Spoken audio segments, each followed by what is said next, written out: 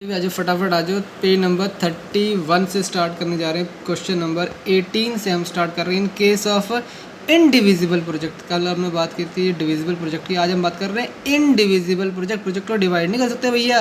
Which of the following may not give the optimum result, कौन सा इसमें से ऑप्टिमम रिजल्ट नहीं देगा? Internal rate of return, feasibility set approach, profitability index approach या any of the above. तो बेटा इंटरनल रेट ऑफ रिटर्न एक गुड थिंग है, प्रॉफिटेबिलिटी इंडेक्स अप्रोच भी ओके है, फिजिबिलिटी सेट अप्रोच जो है वो इंडिविजुअल प्रोजेक्ट के केस में नहीं चलती है। एनी अबव द नहीं आंसर है इसका, तो इसका जो करेक्ट आंसर है वो है फिजिबिलिटी सेट अप्रोच। बेटा ये पहले तो IRR तो हम बताए इंटरनल रेट ऑफ रिटर्न। जब हमने कहा था रेट ऑफ रिटर्न मतलब यहाँ पर error, trial and error method हमारा काम आता है। कितना कितना कैश इनफ्लो हो रहा है उसके बेसिस पर हम निकालते हैं कितना रेट ऑफ रिटर्न से हमारा जो हमारा कैश इनफ्लो आउटफ्लो दोनों बराबर हो जाएगा, मतलब उनका डिफरेंस ज़ीरो हो जाएगा। तो ये हम निकालते हैं, इसमें रेट ऑफ रिटर्न निकालते हैं। अच्छा इतना रेट ऑफ रिटर्न है तो प्रेजेंट वाली फ्यूचर वाली बराबर हो जाएगी हमारी प्रेजेंट। हाँ, और profitability index approach basically NPV based है। प्रॉफिटेबिलिटी इंडेक्स इजिकल टू में क्या पढ़ा था, is equal to NPV divided by the NPV the future value divided by क्या था, सोचो जरा, divided by the initial investment होता है। ठीक है, तो प्रॉफिटेबिलिटी इंडेक्स में ये मेजर होता है कि अट्रैक्टिवनेस ऑफ द प्रोजेक्ट और द इन्वेस्टमेंट की कितना अट्रैक्टिव है, ठीक है, कितना मुझे दे देगा। तो इसमें बेसिकली हमने बात किया था पॉजिटिव नेगेटिव या फिर ज़ीरो की बात की थी। पॉजिटिव है तो ओके हम कंसिडर करते थे प्रोजेक्ट को, नहीं तो नहीं करते। प्रॉफिटेबल इंडेक्स मतलब NPV से डायरेक्टली लिंक रहता है ये। लेकिन जब हम बात करते हैं ये, हाँ ये तो हम ये लॉन्ग टर्म प्रोजेक्ट यानी इंडिविजुअल प्रोजेक्ट हो गए, लॉन्ग टर्म हो गए, ये काम आ सकता है, IRR काम आ सकता है। लेकिन फिजिबिलिटी सेट अप्रोच जो होता है बेसिकली ये शॉर्ट टर्म प्रोजेक्ट के लिए, ये सिर्फ डिसीजन लेने के लिए, हाँ या ना करने के लिए। तो फिजिबिलिटी सेट अप्रोच और to capital rationing can be applied in except project situations. ठीक है, तो ये हमारा आ गया 18 का आना चाहिए B, तो B is the correct answer. तो ये हमें अच्छा रिजल्ट नहीं देगा इंडिविजुअल प्रोजेक्ट के केस में। 19 पे आ जाते हैं, प्रॉफिटेबिलिटी इंडेक्स। प्रॉफिटेबिलिटी इंडेक्स की बात कर रहे हैं, ठीक है, याद आ गया। Profitability is equal to PV of the future value divided by the initial investment. ठीक है, अभी हमने बात किया प्रॉफिटेबिलिटी इंडेक्स, ये रहा profitability index is equal to PV of the future cash flow, present value of the future जो cash flow हमारा होता जा रहा है, divided by the initial investment हमारा होता है। अब profitability index when applied to divisible project, जब हम ये डिविजिबल प्रोजेक्ट के ऊपर लगा देते हैं, इम्प्लाइडली एज्यूम दैट, तो भी क्या ये एज्यूम करता है कि project can not be taken in parts. क्या ये एज्यूम करता है? डिविजिबल प्रोजेक्ट की बात कर रहे हैं और taken in can not be taken in parts, ये से कैसे? आगे आ जाओ B, NPV is linearly proportionate to the part of the project taken up. जो NPV है वो linearly proportionate to the part of the project है, क्योंकि डिवाइड कर रहे हैं तो लीनियरली प्रोपोर्शनेट हो गया, ऐसे मान के चलते हैं। और C, NPV is additive in nature, कि NPV को हम ऐड कर सकते हैं, ये भी मान रहे हैं डेफिनेटली। तो बोथ B एंड C आना चाहिए इसका, तो D करेक्ट आंसर इसका होगा, which is the right answer, both B and C। ठीक है, तो जब भी हमारे प्रॉफिटेबल इंडेक्स की बात आ गई तो हम बात करते हैं कि लीनियरली चलेगा ये प्रोजेक्ट, जो NPV is linearly proportionate to the part of the project, क्योंकि हम डिवाइड कर रहे हैं, डिवाइड करते हैं मान लो आधा पार्ट, तो हम मानते हैं कि लीनियरली प्रोपोर्शनेट ही चलता है ये, और NPV ऐड कर पाएंगे हम। तो ये हमारी अजम्पशंस हैं, समझ के बात? नहीं ऐड करोगे तो फिर कैसे निकालोगे? आ जाओ जी, आ जाओ, वेरी नाइस। 20th क्वेश्चन पे आ जाओ। EAV should be used in case of, EAV होता क्या वाला ये बताओ? EVA का मतलब होता है economic value added. Economic value added याद कर लो, रट्टा वाले चाहे जो मर्जी करने का लो। Economic value added also known as economic profit.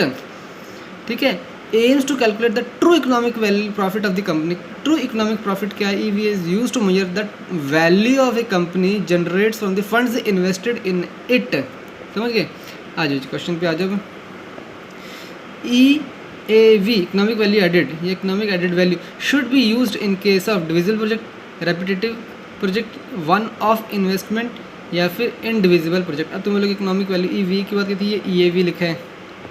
आगे अगला question, EAV should be used in case of. EAV कहाँ यूज़ होना चाहिए? जब ये इकोनॉमिक वैल्यू एडेड मेथड वहाँ यूज़ होता है जो कि रेपिटेटिव प्रोजेक्ट होते हैं। कौन से होते हैं? जो कि रेपिटेटिव नेचर के होते हैं, वहाँ पर EAV हम यूज़ करते हैं और ये NPV से रिलेटेड होते हैं। EAV इज इक्वल टू, इसका आंसर आएगा C हमारा जो कि है NPV divided by PVAF। Annuity factor की बात होती है, present value annuity factor bracket में R, N, तो divided by NPV divided by EAV is equal to NPV divided by PVAF होता है। और 22 पे आ जाओ। If a project has positive NP, रट्टा मार लो इसको, EAV is equal to NPV divided bye PVF, ठीक है। और इफ़ ए प्रोजेक्ट है पॉजिटिव NPV रहती है, अगर पॉजिटिव में NPV है, NPV इज इक्वल टू, हमने देखा था कि EAV is equal to NPV divided by PVAF, तो PVAF की जनरली क्या होना चाहिए? EAV इंटू PVAF, ठीक है। तो जब पॉजिटिव होता है तो हमेशा ही NPV जो होती है, EAV जो होता है वो लेस देन होता है, लेस देन NPV होता है, ठीक है। EAV लेस होगा, NPV तभी पॉजिटिव आ रही है क्योंकि EAV कम है हमारा। अगर EAV ज़्यादा हो गया तो NPV नेगेटिव होगी। पॉजिटिव है, पॉजिटिव हो, मैं पॉजिटिव हूँ क्योंकि तुम कम हो मेरे से, ठीक है, तुम कम हो मेरे से इसीलिए तुम पॉजिटिव हो, तो लेस देन NPV होगी। तुम इसको रट्टा मारो।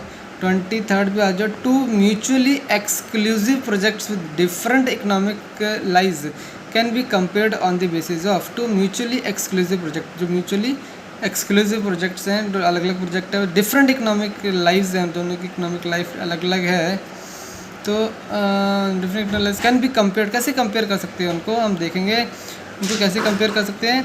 क्या हम इंटरनल रेट ऑफ रिटर्न के मेथड पे कंपेयर करेंगे, या प्रॉफिटेबिलिटी इंडेक्स पे करेंगे, नेट प्रेजेंट वैल्यू, या फिर equivalent annuity value, equivalent EAV, अच्छा इक्विवेलेंट एन्युटी वैल्यू के ऊपर करेंगे, तो उसका आंसर आएगा D, जो कि है इक्विवेलेंट एन्युटी वैल्यू। तो ये जो ऊपर जो भी हम कर रहे हैं ये most probably equivalent annuity value की बात कर रहे हैं। EVA is different and EAV is different. Economic value edit नहीं है, वो EVA ही है। This is equivalent annuity value, ठीक है। Equivalent annuity value two mutually बिल्कुल डिफरेंट प्रोजेक्ट था, उस केस में हम इक्विवेलेंट एन्युटी वैल्यू यूज़ करते हैं। IR नहीं, प्रॉफिटेबिलिटी इंडेक्स नहीं, नेट प्रेजेंट वैल्यू नहीं। ये तीन मेथड हमें अच्छे से आते हैं। इक्विवेलेंट एन्युटी वैल्यू जो है वो डिफरेंट प्रोजेक्ट के लिए यूज़ करते हैं, लेकिन EAV से NPV से रिलेट कर सकते हैं। EAV is equal to NPV divided by PVAF RN। और if the project is positive NV, तो उसकी EAV हमेशा कम होती है NPV से। ये हमने अभी कटा। EAV should be used in case of, हमने किसकी बात की थी?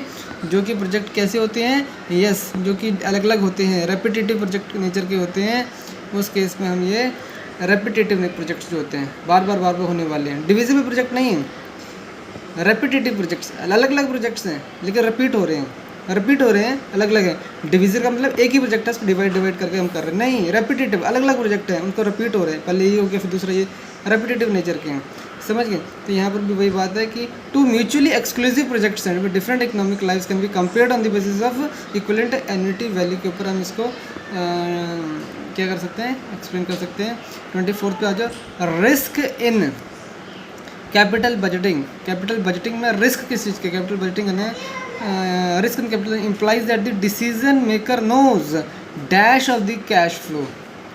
किस बारे में जानते हैं? Risk in the capital budgeting क्या इम्प्लाई करता है कि decision maker knows dash of the cash flow, या वेरिएबिलिटी, प्रॉफिटेबिलिटी, सर्टेनिटी, या नन ऑफ द अबव।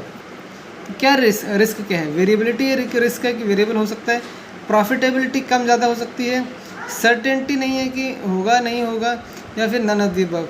तो प्रॉफिटेबिलिटी एक मेजर हमारा रिस्क है कैपिटल बजटिंग के अंदर कि प्रॉफिटेबिलिटी आएगी या नहीं आएगी। तो capital budgeting basically capital budgeting process of business undertake to evaluate potential major project और इन्वेस्टमेंट के लिए कैपिटल बजटिंग की जरूरत पड़ती है। तो जैसे कि कुछ नया प्लांट लगाना है, बिग इन्वेस्टमेंट करनी है आउटसाइड वेंचर में, examples of project that would require capital budgeting before they are approved और रिजेक्टेड, ठीक है। तो capital risk in the capital budgeting basically profitability की बात करता है। वेरिएबल तो होता ही है, सर्टेनिटी कभी भी नहीं बता सकते आपको, रिस्क तो इसमें होता ही होता है, लेकिन प्रॉफिटेबिलिटी की बेसिस पर हम उसमें जाते हैं कि प्रॉफिटेबिलिटी कितनी है। तो B is the correct answer. आगे आ जाओ 25 पे। In certainty equivalent approach, certainty है, certainty equivalent approach, adjusted cash flow are discounted at. Adjusted cash flow जो होता है हमारा, एडजस्टेड कैश फ्लो जो होता है उसको एडजस्ट करते हैं, वो डिस्काउंट होता है at what? Accounting rate of return, internal rate of return, hurdle rate या फिर रिस्क फ्री रेट। तो जब सर्टेनिटी है तो बेटा वहाँ पर रिस्क फ्री रेट होना चाहिए। क्या होना चाहिए? Risk free rate. जब सर्टेनिटी की बात आ गई तो रिस्क नहीं होना चाहिए, ठीक है। सर्टेनिटी इक्विवेलेंट अप्रोच में रिस्क फ्री रेट आएगा, इसको याद रख लो। 20 आगे जो risk in capital budgeting is same as, capital budgeting करते हुए कैपिटल बजटिंग में क्या रिस्क है? आपने बहुत ज़्यादा पैसे ले लिए हैं, अब क्या करेंगे? रिस्क है, कैपिटल बजट में बहुत ज़्यादा पैसा लगा दिए हैं, कैश फ्लो होगा ही नहीं, क्या ये रिस्क है? आप तो प्रोजेक्ट करोगे ही नहीं अगर इस तरह का कोई प्रोजेक्ट होगा तो। Probability of the cash flow, कि कैश आएगा नहीं आएगा, प्रोबेबिलिटी नहीं हो सकता। रिस्क तो है, लेकिन प्रोबेबिलिटी के बेसिस पर कैपिटल बजटिंग करोगे कि कैपिटल बजटिंग तब करोगे कि आएगा नहीं आएगा, नहीं। उस पर अब तो ऐसा लगाते हो कि हाँ ठीक है आएगा, पैसा आएगा, सर्टेनिटी के बेसिस पे करते हो। लेकिन सर्टेनिटी का रिस्क नहीं है, सर्टेनिटी का रिस्क नहीं है, सर्टेनिटी है variability of the cash flow, कि कैश कितना ज़्यादा आएगा, अपने कितना आएगा नहीं आएगा। वो वेरिएशन जो है वो आपका रिस्क फैक्टर रहता है कैपिटल बजटिंग में, क्योंकि आप जब भी कैपिटल बजटिंग करते हैं तो सारे पैरामीटर लेके चलते हैं, लेकिन वेरिएबिलिटी कितना ज़्यादा कम आएगा, क्योंकि उसके बेसिस पर अपने डेट है, आपके पास कुछ भी है, ठीक है। तो अगर वो समय पर नहीं आया, वेरिएबिलिटी कितना हो गया, तो उसके वो एक हमारा बेसिकली कैपिटल बजटिंग में risk is same as variability of the cash flow, ठीक है। इसका आंसर आएगा डी। आगे आ जाओ 27, which of the following is a risk factor in the capital budgeting. Risk factor क्या है कैपिटल बजटिंग में? Industry specific risk factor, competitive risk factor, project specific risk factor या ऑल ऑफ द अबव।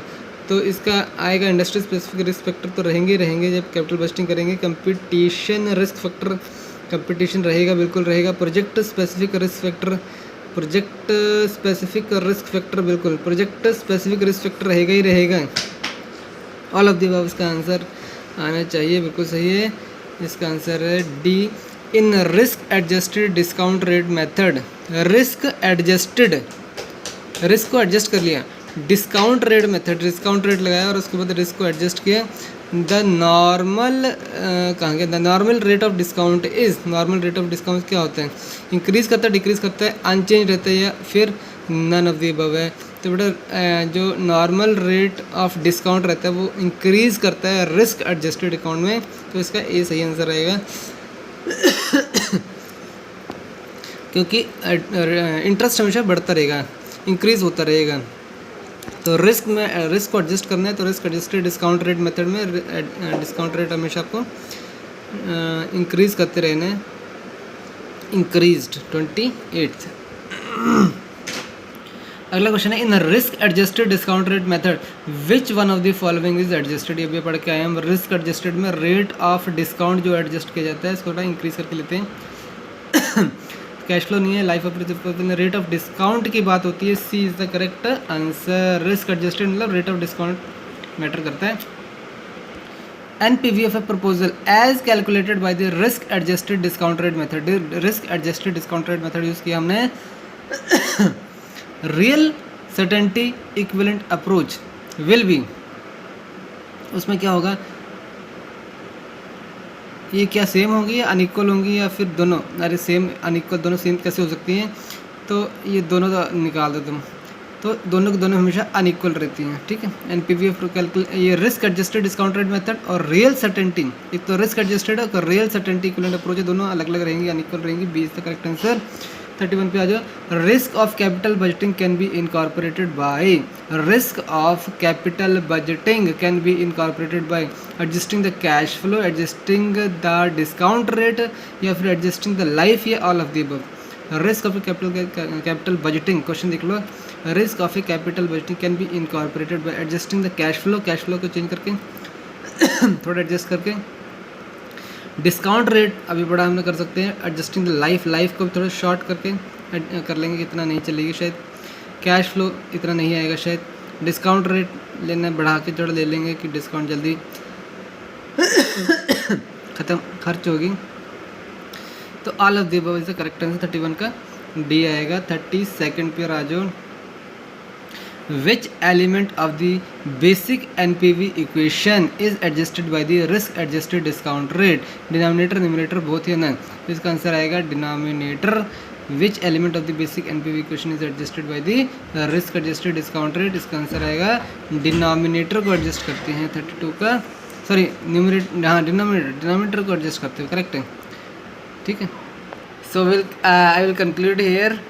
तो 32 question तक हमने किया है, page number 33 तक। ओके, नेक्स्ट हम आगे शुरू करेंगे।